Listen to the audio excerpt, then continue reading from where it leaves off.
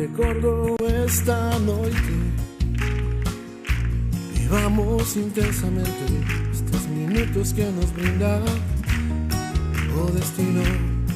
Sintamos o que nunca ninguén nos fixo sentir. E vivamos prohibíndonos arrepentirnos. Eu poño o coche tipo esa cidade da que escapar, sen deixar pegadas, fagámolo na parte de atrás. Deixemos que as luces apagadas marquen o camiño para a liberdade. E voemos como aves migratorias que buscan o seu lugar.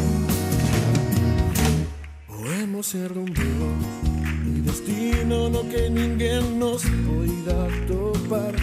Soltemos os lastres que non nos impiden despegar. E soñemos tan só aqueles soños que podamos realizar. Entre sábanas de cores recén lavadas dun hostal. Eu poño o coche esa cidade da que escapar, sen deixar pegadas, fagámolo na parte de atrás. Deixemos que as luces apagadas marquen o camiño cara a liberdade. E voemos como aves migratorias en busca do seu lugar.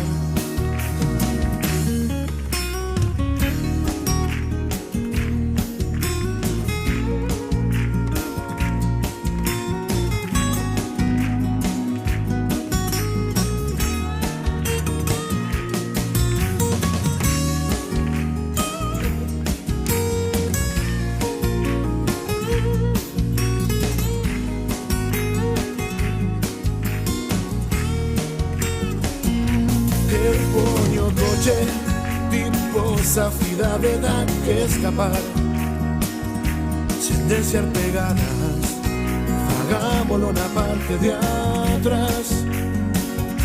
Deixemos que as luces apagadas marquen o camiño cara a liberdade. E voemos como aves migratorias en busca do seu lugar. Eu poño o coche tipo esa cidade da que escapar, sen deixar pegadas, fagámolo na parte de atrás. Deixemos que as luces apagadas marquen o camiño para a liberdade. E voemos como aves migratorias en busca do seu lugar.